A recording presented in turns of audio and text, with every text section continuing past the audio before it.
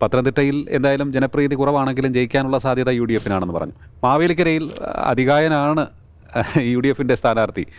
കൊടിക്കുന്നിൽ സുരേഷിനും തുല്യ നിലയിൽ തന്നെ ജനങ്ങളുടെ ഭാഗത്തുനിന്ന് വലിയ വിപ്രതിപത്തിയുണ്ട്. അതൊരു ഘടകം തന്നെയാണ് തീർച്ചയായിട്ടും. ആളുകളെ വെറുപ്പിക്കുക എന്ന് പറയുന്നത് മാത്രമല്ല, ഇദ്ദേഹം പലതവണയായിട്ട് ഇങ്ങനെ ജയിച്ചുകൊണ്ടിരിക്കുന്നതാണ്. ഇത് അടൂരായിരുന്നപ്പോൾ അടൂരിൽ നിന്ന് ജയിച്ചു, പിന്നെ മാവേലിക്കരയപ്പോൾ മാവേലിക്കരയിൽ നിന്ന് ജയിക്കുന്നു. പിന്നെ ഈ മണ്ഡലത്തിൻ്റെ ഒരു പ്രത്യേകത എന്ന് വെച്ചാൽ അങ്ങ് ആര്യങ്കാവ് മുതൽക്ക് ഇവിടെ ചങ്ങനാശ്ശേരിയുടെ ഈ കോട്ടയത്തിൻ്റെ പടിവാതിൽ വരെ നീണ്ടു കിടക്കുന്ന ഒരു പ്രദേശമാണ്. സാധാരണ രീതിയിൽ ഒരു സ്ഥാനാർത്ഥിക്ക് എത്തിപ്പിടിക്കുക അത്ര എളുപ്പമല്ല. കൊടിക്കുന്നിലിന് ഒരു അഡ്വാൻറ്റേജ് ഉള്ളത്, ഒന്ന് പണത്തിന് ബുദ്ധിമുട്ടില്ല. സാധാരണ ഈ പട്ടികജാതി സംവരണ മണ്ഡലങ്ങളിൽ മത്സരിക്കുന്ന സ്ഥാനാർത്ഥികൾക്ക്, പ്രത്യേകിച്ച് കോൺഗ്രസ് സ്ഥാനാർത്ഥികൾക്ക് വരുന്ന ഒരു വലിയ ദുര്യോഗം എന്ന് പറയുന്നത് പൈസ ഉണ്ടാവില്ല.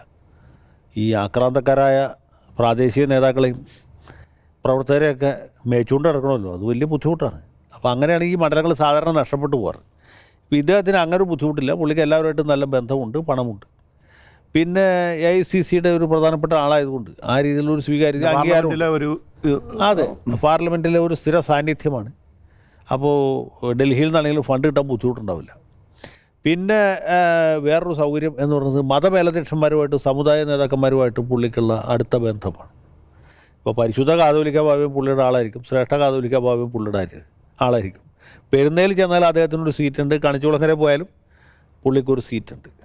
അപ്പോൾ ഇങ്ങനെ സംഘടിത സമുദായങ്ങളുടെയൊക്കെ ഒരു പിന്തുണ പുള്ളിക്ക് ആർജിക്കാൻ കഴിയും. അതാണ് പുള്ളിയുടെ. പിന്നെ മറുഭാഗത്ത് വരുന്ന സ്ഥാനാർത്ഥി എന്ന് ഇപ്പോൾ പുതുമുഖ സ്ഥാനാർത്ഥിയാണ് അരുൺകുമാർ. അദ്ദേഹത്തെ അവതരിപ്പിക്കണം. ഞാൻ നേരത്തെ പറഞ്ഞുകൊണ്ട് അങ്ങ് പത്തനാപുരം മുതൽക്ക് ഇങ്ങ് ചങ്ങനാശ്ശേരി വരെയുള്ള വലിയ ഒരു ഭൂപ്രദേശത്ത്, ചെറിയൊരു സ്ഥലമല്ല, അത്ര സ്ഥലത്ത് ഒരു സ്ഥാനാർത്ഥി ഇന്ന ആളാണ്, നമ്മുടെ ആളാണെന്ന് പുള്ളിയെ പറഞ്ഞ് ബോധ്യപ്പെടുത്തി ആളുകളിൽ നിന്ന് വോട്ട് പിടിക്കണം. പിന്നെ CPIക്ക് ആകുമ്പോൾ വേറെ ബുദ്ധിമുട്ട് കൂടിയുണ്ട്. ഈ പ്രവർത്തകർ നല്ല ഭാഗം CPM-കാരായിരിക്കും. അവരടുത്ത് CPM മത്സരിക്കുന്ന മണ്ഡലത്തിലേക്ക് പോകും. ഇപ്പോൾ ചങ്ങനാശ്ശേരിയിലുള്ള പ്രവർത്തകരാണെങ്കിൽ അതിൻ്റെ അടുത്ത് തൊട്ടടുത്ത് ഇപ്പോൾ ആലപ്പുഴ മണ്ഡലത്തിലേക്ക് വേണമെങ്കിൽ പോവാം. അത് നമുക്ക് മാവേലിക്കരയിൽ നിന്ന് കോട്ടയത്തേക്ക് പോകാൻ തോന്നുന്നു. കോട്ടയത്ത് തോമസ് ചാഴികാടൻ, ഫ്രാൻസിസ് ജോർജ് മത്സരത്തിൽ എങ്ങനെ ആയിരിക്കും നിൽക്കുക? കാരണം നേരത്തെ ഉണ്ടായിരുന്ന UDF-ൻ്റെ ഭാഗത്ത് നിന്ന് മത്സരിച്ചു, UDF-ൻ്റെ എല്ലാ സഹായവും എല്ലാ സഹകരണവും സ്വീകരിച്ചുകൊണ്ട് മത്സരിച്ച് ജയിച്ച ആൾ ഇപ്പോൾ ഇടത് ക്യാമ്പിലാണ്. അപ്പോൾ ഫ്രാൻസിസ് ജോർജ് എന്ന UDF-ൻ്റെ സ്ഥാനാർത്ഥി വരുന്നു. അദ്ദേഹത്തിൻ്റെ ചിഹ്നത്തിന് പോലും ചില കൺഫ്യൂഷൻസ് ഉണ്ട്. ഇനിയിപ്പോൾ അവസാന നിമിഷം അപേക്ഷ കൊടുത്ത് ചിഹ്നം മേടിക്കേണ്ടതുണ്ട്. ഇത്രയും പ്രതികൂല സാഹചര്യത്തിൽ മത്സരിക്കുമ്പോൾ കോഴിക്കോട്ട് UDF-ന് എത്രത്തോളം കോട്ടയത്ത് എൻ്റെ ഒരു ഗുണം എന്ന് വെച്ചാൽ കോട്ടയം ഒരു UDF മണ്ഡലമാണ്. MLA-മാർ കുറച്ച് പേരൊക്കെ LDF-കാരായിരിക്കും. പക്ഷേ എന്നാൽ പോലും അടിസ്ഥാനപരമായിട്ട് UDF സ്വഭാവമുള്ള മണ്ഡലമാണ്. അതും പണ്ട് സുരേഷ് കുറുപ്പ് ജയിച്ചിരുന്ന കോട്ടയമല്ല. ഇപ്പോഴത്തെ കോട്ടയം എന്ന് പറയുന്നത് വലിയ ഒരു UDF കോട്ടയാണ്. പിറവം മുതൽക്ക് തുടങ്ങും. പിറവം, അതുപോലെ പാല, ആ പ്രദേശം അതിൻ്റെ അകത്ത് വരുന്നുണ്ട്. പിന്നെ കടുത്തുരുത്തിയുണ്ട്, വൈക്കമുണ്ട്, ഏറ്റുമാനൂരുണ്ട്, കോട്ടയമുണ്ട്. അപ്പോൾ ആ കോട്ടയം കേന്ദ്രീകൃതമായ ഒരു മണ്ഡലമാണ്. പഴയ പോലെ ഒരു LDF-ന് എന്തെങ്കിലും പ്രതീക്ഷയ്ക്ക് വകയുള്ള ഒരു പ്രദേശമല്ല. അതുകൊണ്ടാണ് സുരേഷ് കുറുപ്പ് മത്സരിച്ചിട്ട് പോലും ജയിക്കാൻ പറ്റാതെ പോയത്. ചാഴികാടന് ഒരു ഡെഫിനറ്റ് അഡ്വാൻറ്റേജ് ഉണ്ട്. ആൾ സാധുവാണ്, ആർക്കൊരു ഉപദ്രവമില്ല. പിന്നെ എല്ലാവർക്കും സുപരിചിതനാണ്. ചാഴികാടൻ ആരാണെന്ന് പറഞ്ഞ് പരിചയപ്പെടുത്തേണ്ട ആവശ്യമില്ല. നിരവധി തവണ അവിടെ MLA ആയിരുന്ന ആളാണ്, പാർലമെൻറ്റ് അംഗമാണ്. അങ്ങനെ ഒരു മേന്മ അദ്ദേഹത്തിനുണ്ട്. പക്ഷേ ഇത് അടിസ്ഥാനപരമായിട്ട് UDF മണ്ഡലമാണ്. മാത്രമല്ല എതിർ സ്ഥാനാർത്ഥി ഫ്രാൻസിസ് ജോർജാണ്. ഫ്രാൻസിസ് ജോർജിൻ്റെ ഒരു ഡിസഡ്വാൻറ്റേജ് കോട്ടയത്തുകാർക്ക് അത്ര സുപരിചിതനല്ല.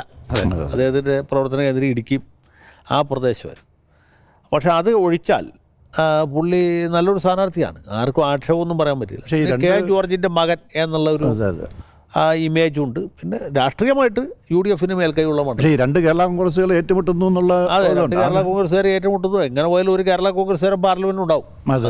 ചാഴികാടനായിരിക്കോ ഫ്രാൻസിസ് ആയിരിക്കുമോ എന്ന് നോക്കണം. ഉമ്മൻചാണ്ടി വികാരം ഉണ്ടാവും. ഉമ്മൻചാണ്ടി വികാരം അടക്കമുള്ള കാര്യങ്ങൾ അവിടെ ഉണ്ട്. ഉമ്മൻചാണ്ടി ഒരു വികാരമായിട്ട് നിൽക്കുകയാണല്ലോ.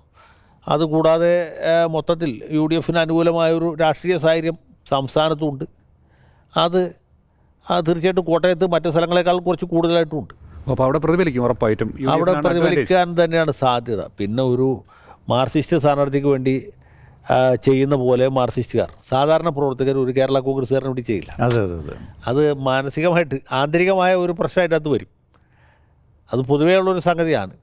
ഒരു മാർക്സിസ്റ്റുകാരന് വേണ്ടി ചെയ്യുന്ന പോലെ കേരള കോൺഗ്രസ്, അത് മാണി ഗ്രൂപ്പുകാരന് വേണ്ടി, ജോസഫ് ഗ്രൂപ്പാണെങ്കിൽ പിന്നെ അവരെന്തെങ്കിലും ചെയ്ത് അത് ഈ ആന്തരികമായ ഒരു പ്രശ്നം അവിടെ ഉണ്ട്. അതിപ്പോൾ പാലായിലും എല്ലാ സ്ഥലത്തും CPM-ഉം മാണി ഗ്രൂപ്പും തമ്മിലുണ്ട്.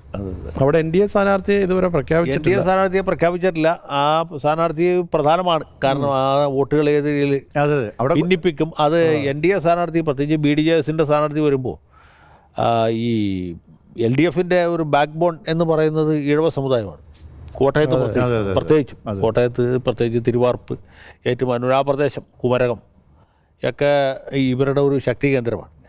അപ്പോൾ അതിലുണ്ടാക്കുന്ന ഭിന്നിപ്പ് അതും ആത്യന്തികമായിട്ട് ചാഴികാടനായിരിക്കും ദോഷം ചെയ്യും. അങ്ങനെ വരുമ്പോൾ ഫ്രാൻസിസ് ജോർജിന് ഒരു മേൽക്കൈയുണ്ട്.